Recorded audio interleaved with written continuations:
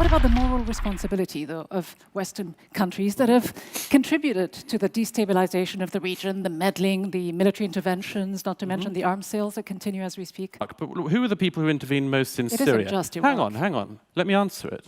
Who intervened most in Syria? It wasn't America, it wasn't Britain. It's Iran, Russia.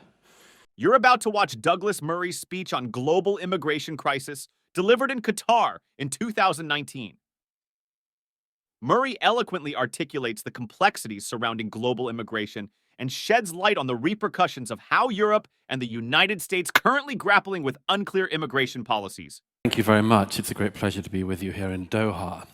I've been traveling across several continents in recent years, not just to the countries that people are fleeing from around the world, but also to the places they're fleeing to the refugee camps, migrant camps that people end up in.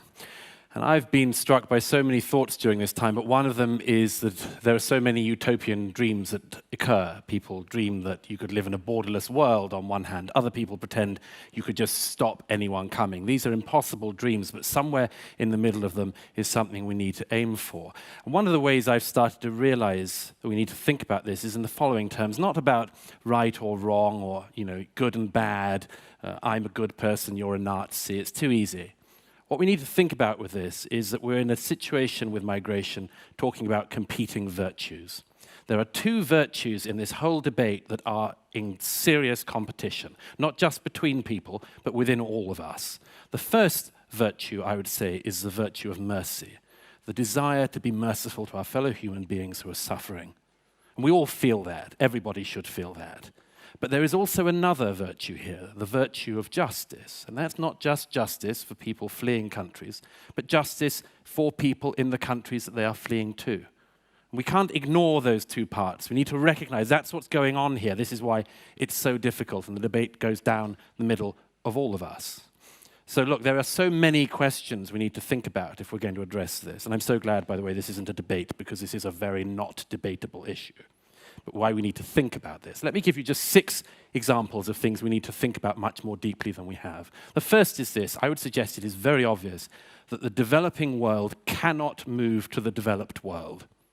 So what do we do? Who can come? That's one part of that question. And the second part, which is much harder, who can't? We are very, very bad at having even a bit of that debate, but we need to. Secondly, what are the differences between people fleeing for their lives from a war zone and people fleeing serious, severe economic deprivation in, for instance, sub-Saharan Africa? Now, there are differences, but if you recognize that, then you've got to work out where along the way you would put your line for legitimate asylum claims. A third of people in sub-Saharan Africa polled last year by Gallup said they wanted to move and leave sub-Saharan Africa. So you've got to work out along this way, if you're going to have a sustainable asylum policy, who qualifies for it. And I would suggest we're not very good at having that discussion either. A third point. We know that some cultures find it easier to mix into other cultures than others, but we don't know exactly how. And we don't know what the proportions of people are in another culture that work well, integrate well, adapt well, and what the proportions are that start to make that integration, that adaptation far harder. We have thought very little about this, and what thinking there has been pretty bad. Let me give you another example of something we need to think about. How do we deal with a question this serious in the age of social media? An age when a single photograph of a single person can go all around the world, and everybody sees it, and everybody says something must be done. And their politicians think, I've got to do something. And then they do something, and the public say, no, that wasn't the something we were thinking of. We've thought of something else, but we don't know what. How do we live in that world? How do politicians act in that world? How do we have any form of political leadership in that world? How do we work out what the right thing to do is in that world? Not just in the short term, but in the long term too. I'll give you a 5th question. How do we ensure that we're able to have a serious and deep debate about these issues, and that we're able to allow people to express legitimate concerns and have that debate without those legitimate concerns being dismissed as xenophobic, nativist, and so on? How do we work out where that might be the case? And how do we work out where it's not, where there are legitimate fears? 6th question. How do we overcome fatalism? Fatalism you hear everywhere these days, sometimes in the spirit of optimism. This is the world as it is now. People move. This is globalization. Get used to it. Suck it up. Don't complain. How do we get used to that? How do we deal with that? Now, I've got, rather unsurprisingly, fewer answers than I've got questions. But let me give you just 3 answers I would suggest that we could hold on to as the beginning of a set of answers to this. The first is, hold a very clear line between people fleeing for their lives from war zones and people fleeing economic deprivation. Find and hold to a very clear line on it. If you do not, I predict with absolute certainty that you will continue to erode public sympathy with people who need the sympathy the most, because these things will be rubbed together and elided. So I would suggest, first of all, find that and hold on to it pretty close. Second thing I would suggest, find a broad level of agreement, and there is a lot of this internationally now, that the best way to cope with the most serious situations is to keep people roughly in the area of the country for which they fled. It's much easier to look after them there. It's much easier to get international aid there. My own country, Great Britain, is, I think, the second largest donor of international aid within the regions of Syria. That should, I think, be one of the models for this, that we make sure that we don't have this idea that some people have that you disperse X percentage there and X percentage there and put these people there. Thirdly, I would say make sure you increase economic productivity in refugee camps. Make sure people have a hope and a purpose and a work life when they're outside of their country. Look, I'm concluding with this because otherwise the music will get so loud you won't hear me. There are no simple answers to this because there are no simple questions in this. This whole business does not give itself to sound bites, but it does need a much deeper debate than most of us have been willing to have so far. Thank you. All right. Liz Murray, thank you very much. A few provocative thoughts, no doubt, that you mentioned there. A few jumped at me, such as when you said the developing world cannot move to the developed world. You seem to conveniently forget that the developed world moved to the developing world without asking permission. No, I don't. I don't. It seems to me as well that this is a particularly Western-centric viewpoint, and a misleading one at that, because you know as well as I do, and the figures show it, 85% of the world's refugees, in fact, settle in neighboring countries in the Middle East, Sure. in Africa and Asia. They do not rush over to Europe. Sure. You'd make a big mistake if you think I hadn't heard of colonialism.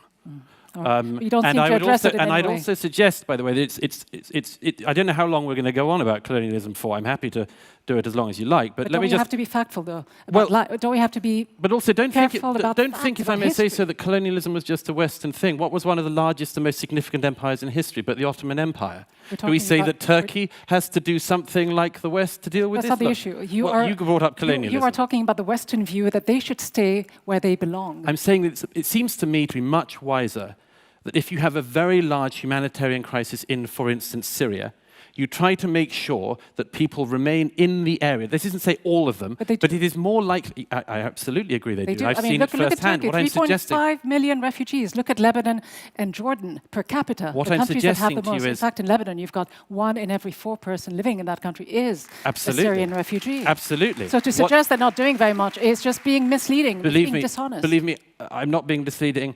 And I said from the outset that I agree with the point that most refugees remain in the area. And I said that I think that that's a good idea. I'm suggesting to you that I think it's better that people, for instance, fleeing Syria, end up in the countries around Syria in order to be able to return to their country than putting them in But they Norway. will return. You are suggesting that they don't want to return. Who, in their right I'm not mind, if suggesting they they don't had the want to return. option, When did I and say we will that? hear from a refugee, if they had the option to return, of course they'd want to return. I didn't say they wouldn't. They leave everything behind.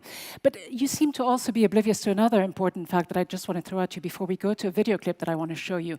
It's what about the moral responsibility, though, of Western countries that have contributed to the destabilization of the region, the meddling, the military interventions, not to mention the arms sales that continue as we speak? What about Do you want me that to answer that? responsibility? Okay, I'll answer that one frankly. Nobody denies, for instance, the disaster of Iraq. But who are the people who intervened most in It isn't Syria? just Hang Iraq. on. Let me answer it. Who intervened most in Syria? It wasn't America. It wasn't Britain. It's Iran, Russia.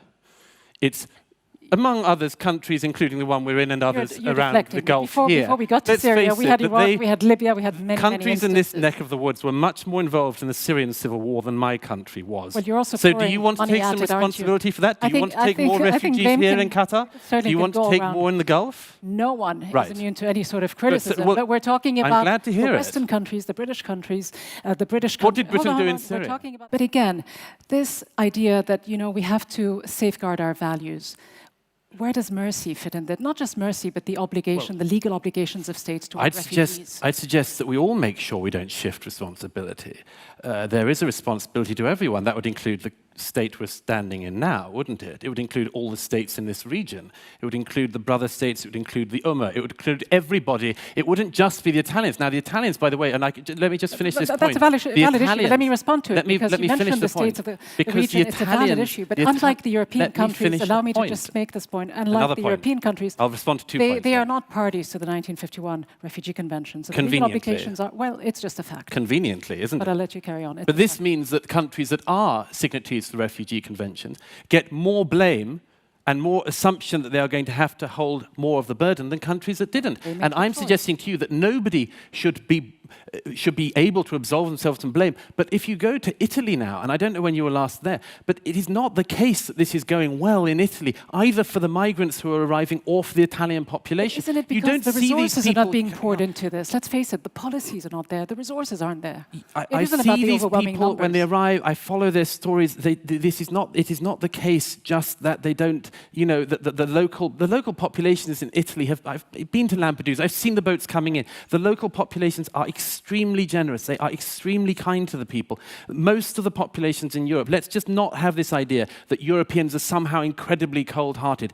Countries in Europe have taken in a lot of people, and they are trying to deal with a very big problem very swiftly. But just putting the numbers in context, let me just mention this very briefly. 3 million people sought asylum in Europe between 2015 and 2016. That's a fraction of the population of Europe, which is 508 million. And Germany and Sweden took in 3% of the population in 1 year alone. So we're not talking about negligible numbers, and you shouldn't pretend that we are. Not across the board, certainly. Douglas Murray, thanks very much. Thank you. Subscribe for more.